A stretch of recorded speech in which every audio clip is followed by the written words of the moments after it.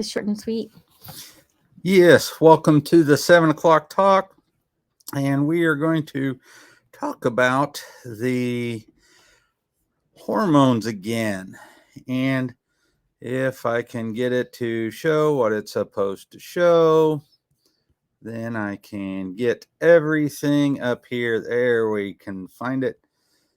So, we're going to talk about the hormones and how they relate to health. And I keep learning more and more and more about these because we started out and I just thought if you change people's diets, you get them a little stress relief, you get them meditating, you get them breathing, you get them praying, you get them out in the sun, you do all that stuff, and lo and behold, they're just going to get better.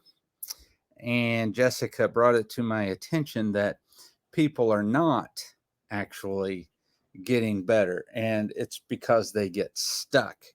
And my favorite analogy right now, especially with hormones, is that we are looking at, kind of think of it like a car that's been in a wreck.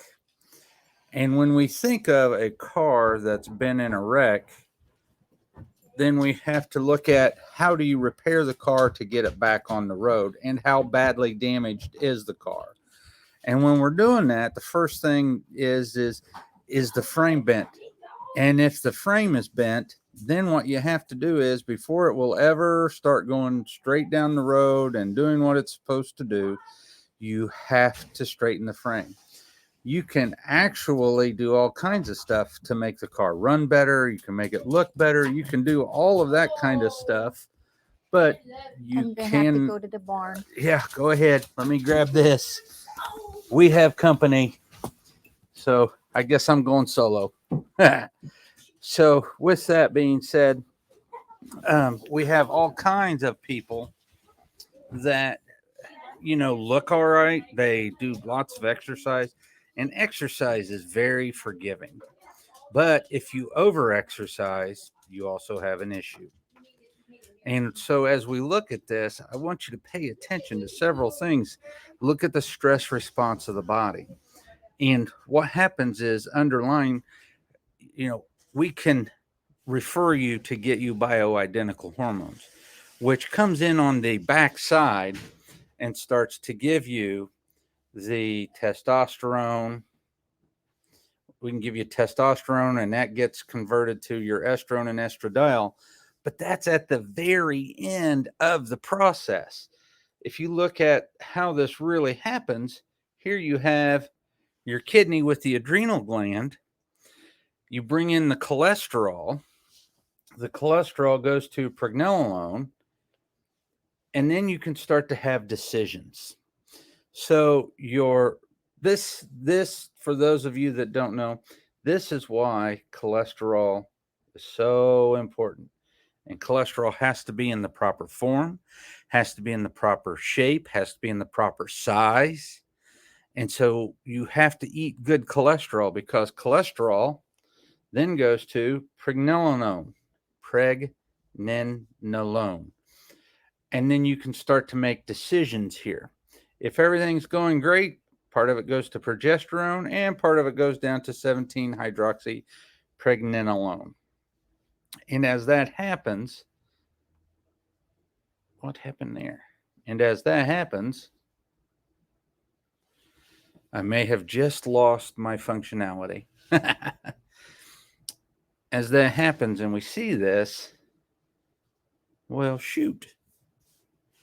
We have to look at it. Oh, well, I guess. Hi, Kathy. So I will do this a different way. I don't know what happened here.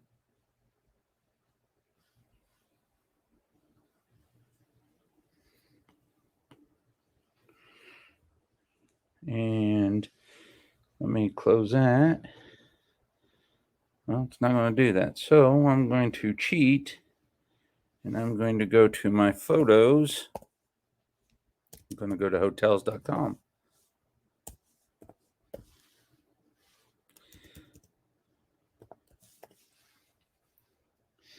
Bear with me. Technical difficulties. So when we look at this and we look at how this progresses, your cholesterol has to be in a really good form, because cholesterol is what we take in, and then that becomes pregnenolone. Then, as long as everything is going well, you can go to progesterone, and part of it will go down to the 17-hydroxy pregnenolone. Then we keep going across, and as long as everything goes well, you go down to DHEA, dihydroxyepinandrosterone. Don't ask me to say that again. That's DHEA. These things continue to go across, and if you look, DHEA is 1, 2, 3 steps away. And then you have another 2 steps until you're to testosterone. And then you have to have another couple of steps to go into your estrogens. But what happens is if you start to get things that malfunction and you shunt things to aldosterone, and typically aldosterone is really hard to get a bad shift in, but if you do, you'll retain sodium and your blood pressure will go up.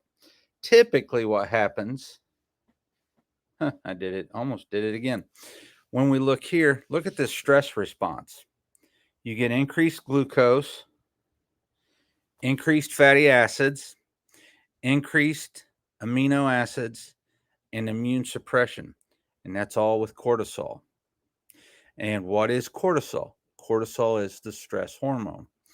If you have cortisol happening, you shunt this. You can't go down to the testosterone. You don't get estradiol, or dihydrotestosterone. And for men, that dihydrotestosterone, I know there's somebody who actually knows how to say these words, and they're listening to me, and they are just having the time of their life at this redneck's pronunciations. But dihydrotestosterone is a very potent form of testosterone. And women have testosterone and men have testosterone, just like we both have estrogen.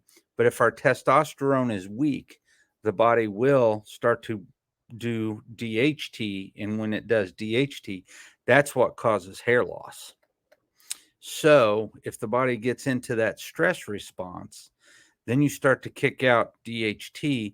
And that's why you see men and women losing hair. But do you see how the adrenals also affect all the hormones? And when you look at this bottom part right here, this adrenal medulla, oh, my picture's in the way. Let me get rid of that. The adrenal medulla, when we see phenylalanine, tyrosine, L-dopa, dopamine, norepi, vandamandelic acid, and epinephrine, those are your neurotransmitters. So the adrenals, if you've got the blues, it's not only the adrenals, but it's probably affecting your TSH and your thyroid and stuff like that.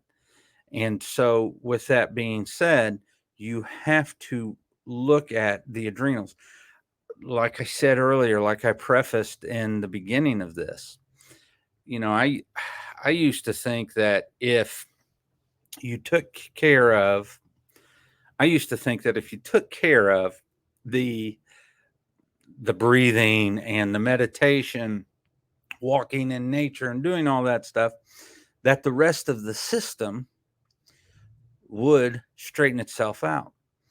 I now know that that's not true. You have to test the adrenals, and you have to give the body the support it needs. At Integrated Health of Indiana, we're not about putting you on a bunch of supplements. What we want to do is do supplements to start to get you into that rhythm that the body should have. And then we want to take away the supplements and make sure that your body is still doing what it can do, because that's doing what it needs to do, because that's the whole idea. I don't like medications unless they're absolutely necessary, and I really don't like supplements unless they're absolutely necessary, just because what happens if all of the supplements and all the medications tomorrow go defunct? You're not going to have them, and you've lost your crutch. And I am not about crutches. Jessica is not about crutches. We want people to return to a happy, healthy, vibrant life. And adrenals, adrenal testing, these all go together. When we test the adrenals, we get to see what kind of stress people are in. Is it in a normal acute phase where um, cortisol and DHEA are both high, and then we look at that cortisol rhythm? Does it fall between the lines? Because the way they actually map that out, there's a high normal and a low normal, and then we get to see where the line maps out in those two. And if we have a problem with cortisol or DHEA, so stage one of adrenal fatigue is high cortisol, or acute stress is high cortisol and high DHEA. If we see that, fabulous. We will use the Hanselier method. We will start to get vitamin C in there, and we will go back to using